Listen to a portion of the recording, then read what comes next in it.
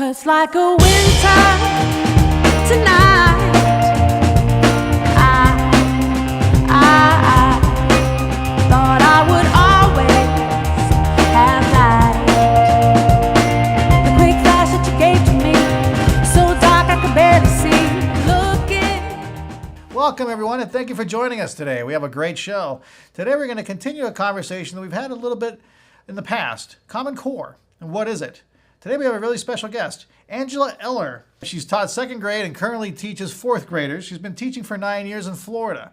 After months of adapting to new curriculum and state standards, she found it was difficult to leave work in the classroom. So now she stays up nights, or did stay up nights, thinking about ways of further engaging her students in the curriculum and helping them realize their full potential. She does this with her website called commoncorerap.com. And we'll talk more about that during the show. But first thing we want to find out is Angela actually was an advocate for Common Core in the beginning, but then later changed her mind. Let's find out why she was an advocate first and a little bit more about Angela. Thank you for joining us today, Angela. Thank you for having me. It's great to be here. So tell me a little bit about this Common Core and how you started with it. Well, I used to teach second grade, and that was when the shift was occurring with Common Core. And as a teacher, I thought it would be great to have some standards where kids could mold and be creative and kind of have a higher order thinking process. And the Common Core does that with the reading. They do have them analyze the text and compare texts, and it does force the kids to think outside of the box. And then there are some things about Common Core that I like, the college ready, the collaboration, doing the online training, which I did. I learned a lot about some of the goals from Common Core, which is that, we would take some of the standards from the nation and high performing school districts and kind of what I thought was molding them together so that if you get a student, which I'm in Florida, so we get a lot of transient students. And so if you get a student from the north, we're still giving them the same type of, education as they were getting in other states. So that aspect, I think that it was a good thing in the beginning for all of the teachers and all of the schools to try to be on the same page, which is what we're teaching. So that was very appealing to me as an educator. Okay, and we'll delve more into and see what happened actually when you saw that being implemented, whether or not it was good or bad. Right. I won't talk about the math yet. I know that's always a hot button for Common Core, so I'll leave that aside. Right. What other areas did you find in Common Core that you liked originally, and maybe even stayed with, but originally when you saw the curriculum? Some of the things that I thought were good for the students was the collaboration piece. When you're trained with Common Core, it's no longer where the teacher does the talking and the kids sit and listen. From what I was trained, it's more of you're getting them ready for real life skills and implementing a lot of group work and collaboration and more, they call it think, pair, share. They want the kids to be talking their ideas out. And when the kids talk their ideas out, it does get them more engaged into the lesson that the teacher is teaching. I did feel, when I first started teaching Common Core, the kids did struggle the first quarter because the standards were, there wasn't like a gradual process. It was like, we want you to read this lexile. Now let's jump it up to 200 more, So the kids did struggle in the beginning, but I did notice that even though the standards were higher, I did notice that more and more kids were actually meeting that goal. First quarter, I had a lot of kids below level. By the end of the year, this is when I taught second grade, a lot of the kids did actually, with the reading, make those gains to be what they were supposed to be for the nationwide goal for second grade. Second or fourth grade? That was second grade. That was when I did teach second grade. Now, second grade typically is more of a review year, so I may have not have felt the pressures that I know kindergarten, there's a lot of controversy whether it's developmentally appropriate, some of the things that they are being asked to do. But in second grade, I didn't feel that it was, as far as the reading, I didn't feel that it was too hard, by the end of the year. So Can we I thought, explore that in part two as well? The developmental concerns that they had for the kindergartens. Are you familiar enough with it? yeah, absolutely. Okay. Just speaking with other professionals, people who, do actually OT and things like that for students, provide services. There's a lot of speculation as to whether a kindergarten should really write two sentences by the end of the year, just because they still don't have the grip on the pencil. Like, they're not that stable with the pencil yet. So things that we're asking them to do, we're not really sure. As professionals, we're talking it out, and we're not really sure if they're developmentally ready for that with their fine motor skills. Those are some of the things that, as we talk in group settings, and we have our PLC meetings, and we collaborate across grade levels. Those are some of the concerns that we have. Something you mentioned earlier about the uniformity, having anybody who comes from one state to another will still get the same kind of curriculum. Does that also apply to different socioeconomic environments? Did you see uniformity there as well? Students that came from a poor socioeconomic coming to a higher socioeconomic environment? When I taught at my Title I school, I did notice that some of the struggles I felt as a teacher were, getting those students to feel like their basic needs were met and teach them, a higher order curriculum. It was challenging at times. I think, just having that energy did help, because I feel that, I do think outside of the box. So I did help facilitate that. But I would say that the lower socioeconomic class, not that they can't reach those measures as any other kid, but they face so many struggles that it's getting them to that part where you can really reach them is very challenging. And so I feel like those kids can do it. I just feel like we don't have enough funding to provide the guidance counselors, to provide the, the food pantries, things like that, so that these kids, even if we provide free breakfast, how are we going to make sure they're getting to school in time for that free breakfast? It's those types of things that I feel like, the social workers are feeling, the heat of. There's just, if you look at statistics, we've got, there was a pediatrician who did a recent, hold on, let me put my notes. This is from Washington Post in reaction to the Rotten Apples Time magazine. And this is an article, and it's about what it really means to be a public school educator today. And talking about how, we as teachers, the rotten apples, we spend so much time over the summers. We attend conferences and classes, and we're always learning new things to, better our craft. But we face a lot of struggle. I'm trying to find that note about the students. Hold on. Childhood poverty has reached its highest level in 20 years. 1 in 4 children lives in a food insecure household. 7 million children lack health insurance. A child is abused or neglected every 47 seconds. 1 in 3 children are overweight or obese. 5 children are killed daily by firearms. 1 in 5 experience a mental disorder. And we have 24%, so 73.5 million Americans are children.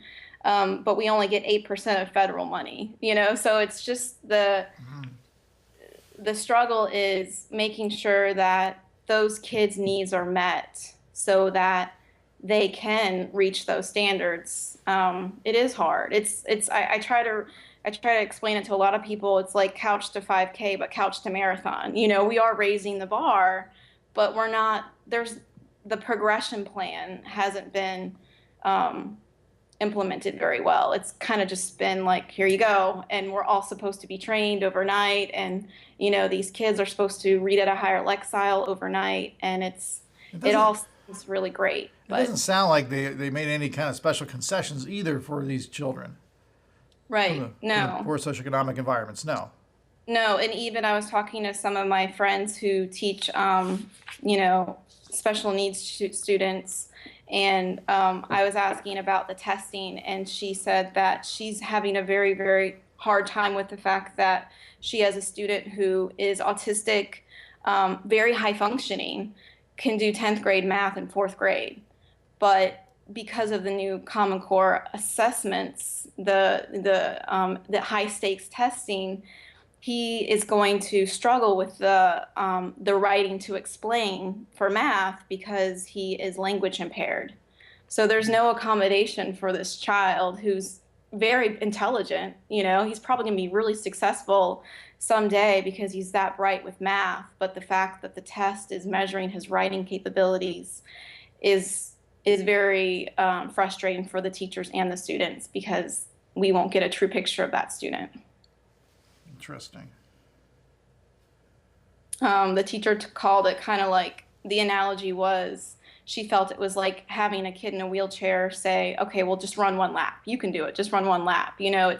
There's no accommodations for students like that. It's like, we've got these new high stakes testings that's going to be taking longer.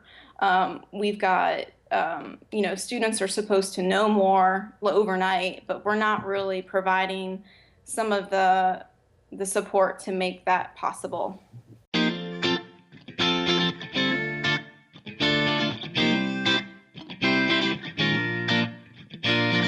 Hike Talk is a new show dedicated to breaking the stigmas attached to taboo topics that are considered uncomfortable, in hopes to educate and spread awareness, comfortability, and understanding.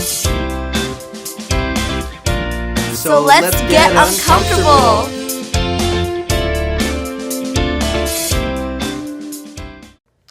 So let's go ahead and start exploring some of the negatives of this Common Core. What did you first see that said, uh-oh, we're in trouble here? I think everybody from, Facebook to Instagram, there's tons of parents posting homework questions. And I, as a teacher of 2nd grade and now 4th grade, I think that the math is very, very difficult. You're taking something that should be very logical. You're taking a step that could be, a math problem that could take 2 or 3 steps, and you're making it abstract.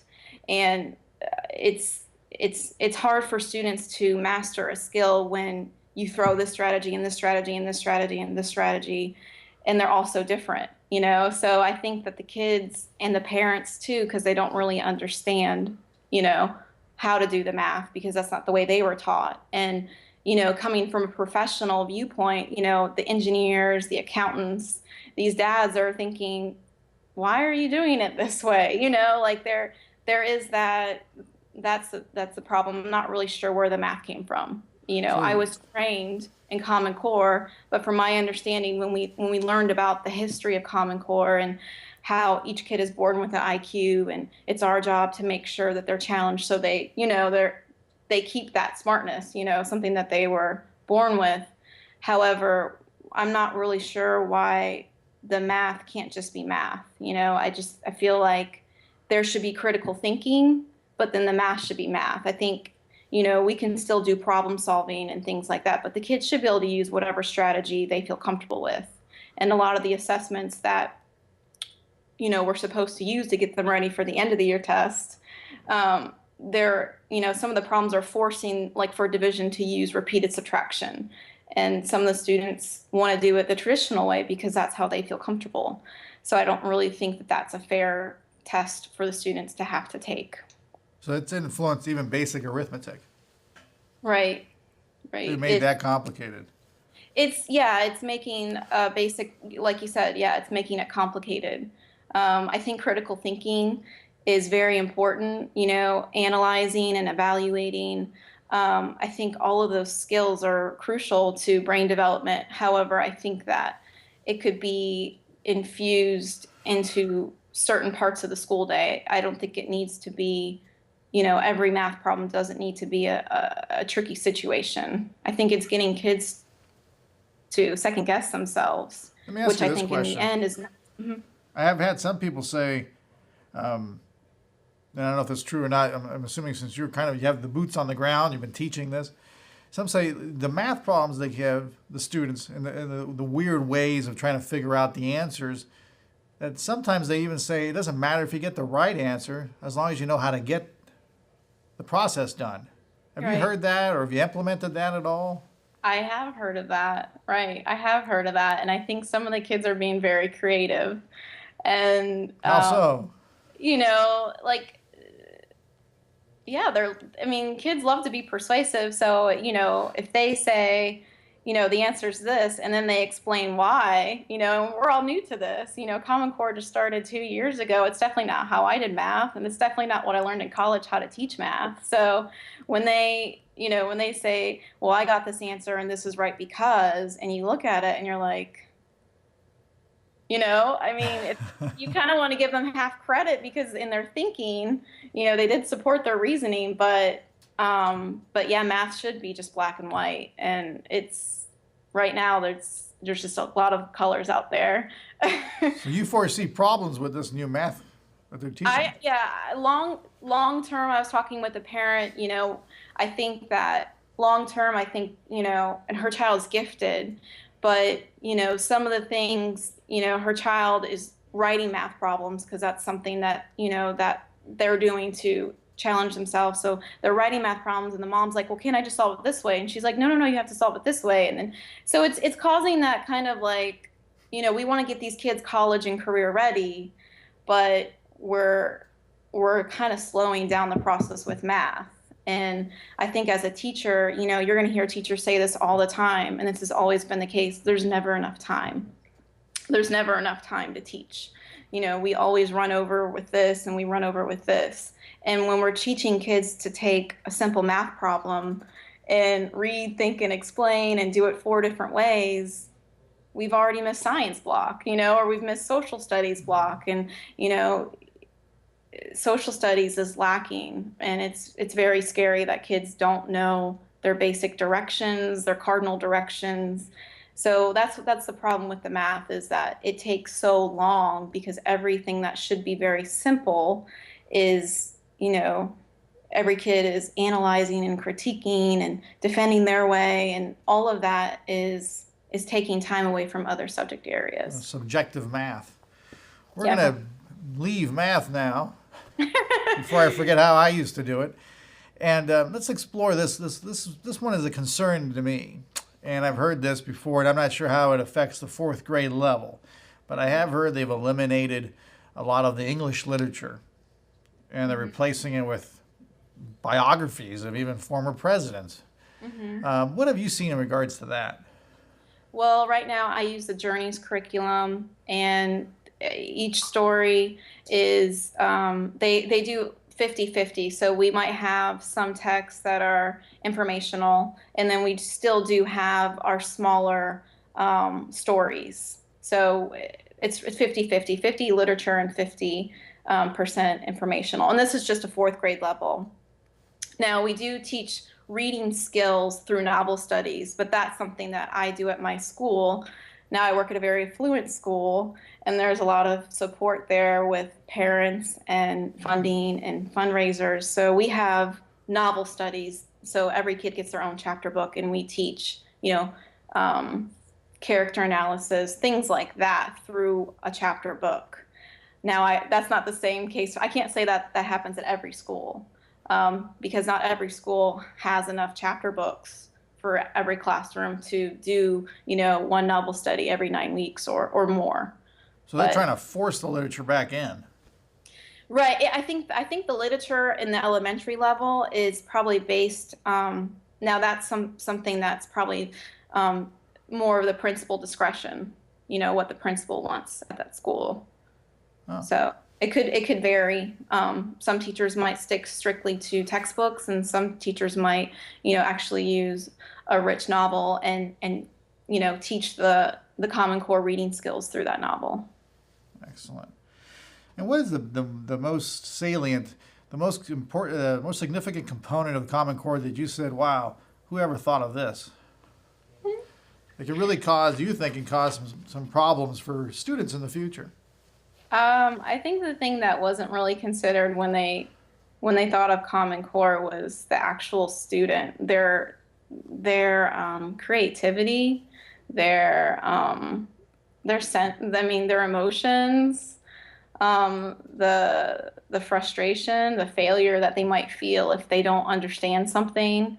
I think that, and that's, our company made a song for teachers, and it talks about in our song how they're not just data points. I mean, they're real kids, and I feel that, we see it day to day. If they come in hungry, we feed them. If they come in, sad or depressed, I mean, we're that source.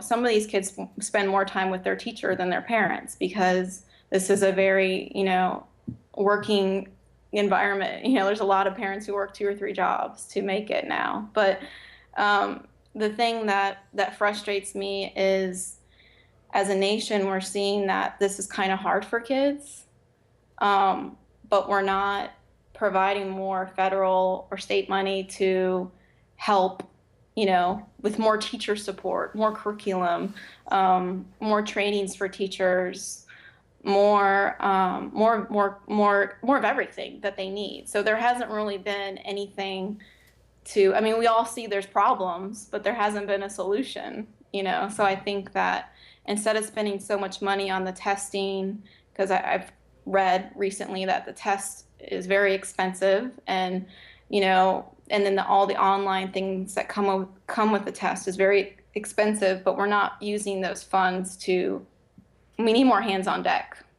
More hands on deck. Well, the last question I have for you is, can you give us a little bit more information about your Common Core rap? I knew you said it infuses music to help students try to understand better the curriculum. Right, yeah. Well, I really felt that, when there was this whole shift with teacher evaluations being done through the Marzano system, and that's a lot of pressure on a teacher. And then on top of that, learning the new curriculum.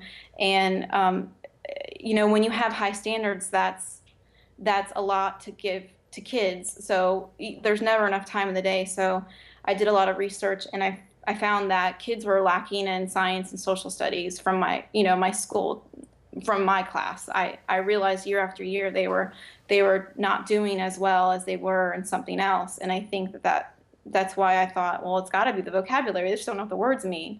So that's when I decided to incorporate the curriculum with music, and it's been very, very powerful. Wonderful. The student scores went up. Yep. Wonderful. And where can parents find that?